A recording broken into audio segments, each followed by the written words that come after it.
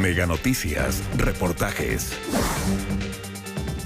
Hace 2 meses un accidente con 6 fallecidos y decenas de heridos reveló una precariedad indignante. Serias irregularidades al interior de la empresa de buses Línea Azul, que no terminan en la adulteración solo de una patente. Hay relatos de conductores que sostienen trabajar hasta 12 horas continuas sin descanso y mecánicos que reconocen también que una de las prácticas era manipular con chuzos la barra estabilizadora de la máquina. Pero hay más. Menos de 15 minutos duró la última revisión técnica que pasó por alto la patente adulterada. La investigación es de Carolina Acuña y Francisco Moreno.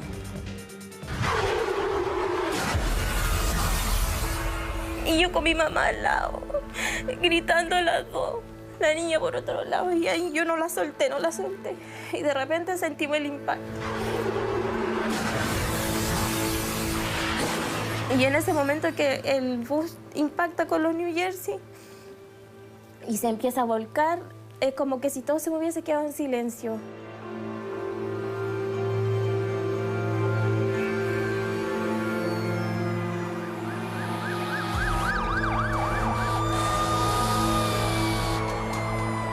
Logré pararme un poco, la pude ver ahí.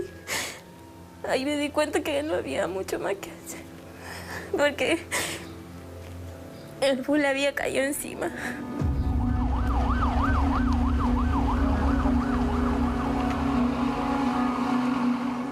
¿Quién está grabando?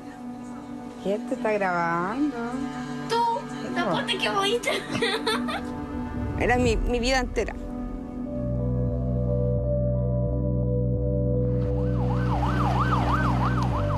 Y cuando llamé me contestó un carabinero y el carabinero me confirma que él había fallecido. Hay algunos pasajeros que han dicho que quien conducía no era quien aparece hasta ahora formalizado como conductor.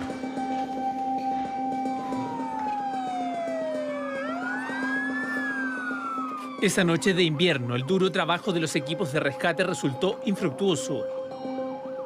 Accedimos a las pericias. Allí quedan al descubierto gravísimas irregularidades. Faltaban 5 minutos para la medianoche del 30 de julio.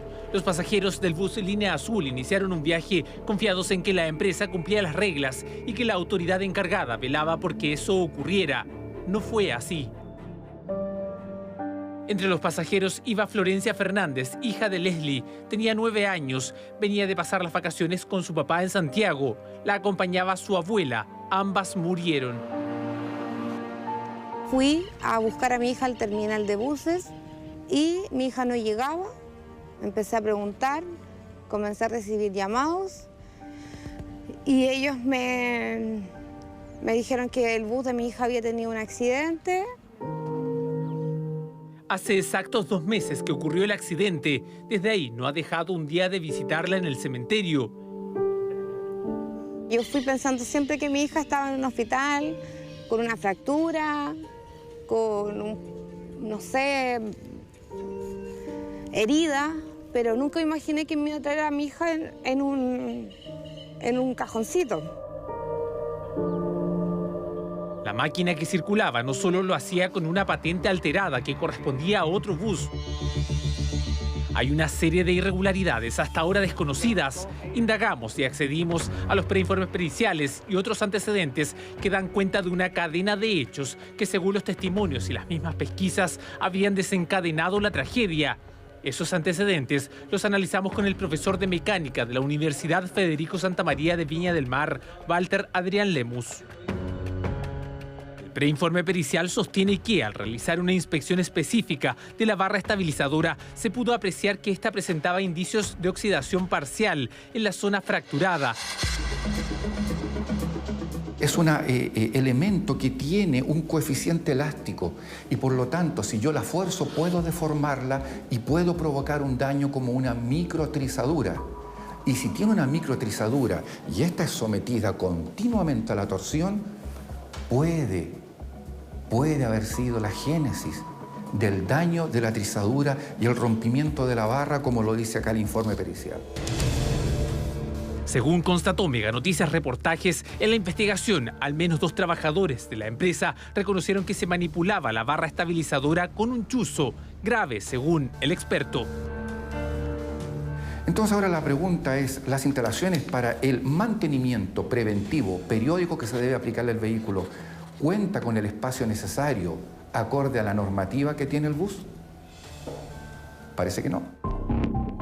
Este preinforme pericial también reveló que los cinturones de seguridad de los pasajeros se encontraban operativos, no así los cinturones pertenecientes a los 2 asientos delanteros del costado izquierdo del segundo piso, al igual que el asiento izquierdo del conjunto derecho.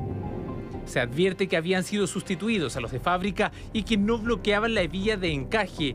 Eso coincide con el relato de Ana, sobreviviente de la tragedia. Muchas personas dicen, no, yo iba con cinturón, por eso me salvé. Nosotros también íbamos con cinturón y no funcionó. El cinturón se dio. Mi hija ya en un momento se me soltó, ya no la pude sujetar más y se me soltó.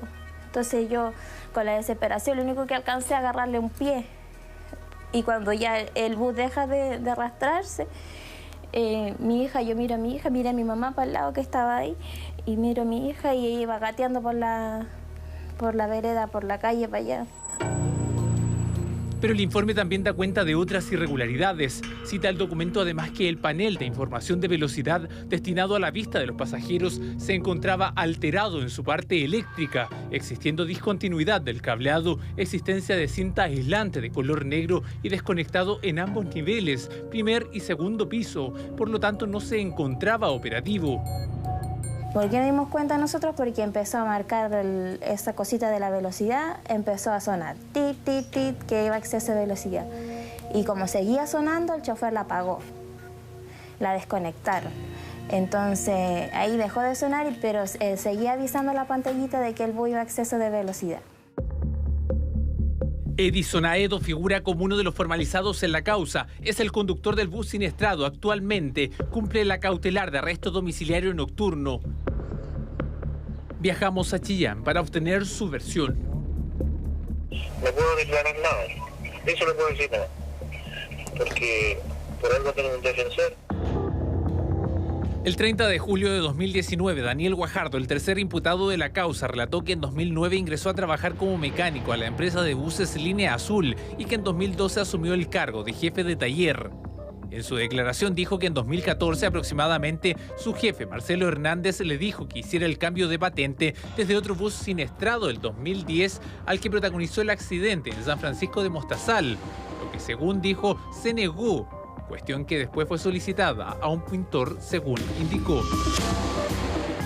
Guajardo Pinto actualmente cumple arresto domiciliario en un sector rural de la región de Ñuble. Ni él ni nadie de su familia estuvieron disponibles para una entrevista. No voy a decir nada, no voy a hablar nada. Según el relato del mismo imputado, en ese mismo año 2014 la máquina fue trasladada a una planta de revisión técnica en la ciudad de Chillán. De acuerdo a su relato, pese que había inconsistencia entre el número de patente y número de chasis de la máquina, esta aún en esas condiciones aprobó la revisión técnica. El resto de la historia ya es conocida. Para las familias de las víctimas fue una cadena de errores que terminó en esta lamentable tragedia. Cuando a Marcelo Hernández, uno de los propietarios de la empresa, se le preguntó por esta situación, esto fue lo que dijo ante el juez en estrado. Tenía conocimiento de que estaba cancelada esa patente en el Registro Nacional de Servicio de Transporte Público de Pasajeros, tal como se mencionó en la audiencia de formalización, no tiene una conocimiento. De acuerdo a la investigación, en el escritorio de Hernández se encontraba la placa que fue reemplazada.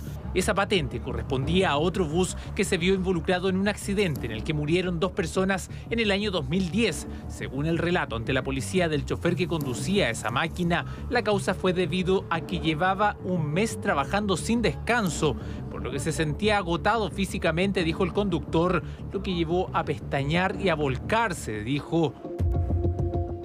Marcelo Hernández, uno de los dueños de Línea Azul, enfrenta cargos por homicidio, lesiones graves y por su presunta responsabilidad de la circulación de un vehículo con patentes adulteradas. Actualmente está en prisión preventiva. En el transcurso de esta investigación, el abogado defensor del empresario Marcelo Hernández ha sostenido que la causa basal no tiene que ver con las fallas por parte de Línea Azul. El exceso de velocidad, una conducción imprudente, pensamos además un desconocimiento del camino y probablemente una desatención. Y en este caso no poder controlar la estructura del bus. O sea, la responsabilidad apunta hacia el conductor. No necesariamente a él, porque hay algunos pasajeros que han dicho o han dado a entender, y por eso pedimos diligencias, que quien conducía no era quien aparece hasta ahora formalizado como conductor. En la segunda parte de esta investigación conoceremos nuevas irregularidades. El proceso de revisión técnica de una máquina de esta envergadura no debería ser menor a las 3 horas. O sea, desde esa perspectiva, cuando vemos ahí, por ejemplo, que aparecen 14 minutos y 35 segundos... Esa fue una mirada a la máquina. O sea, deficiente. Deficiente yo creo que es mucho. Además, la ruta de la máquina para conseguir la aprobación en la revisión técnica y las eventuales responsabilidades de las plantas de revisión técnica a las que se les acusa de pasar por alto una serie de ilegalidades y falencias.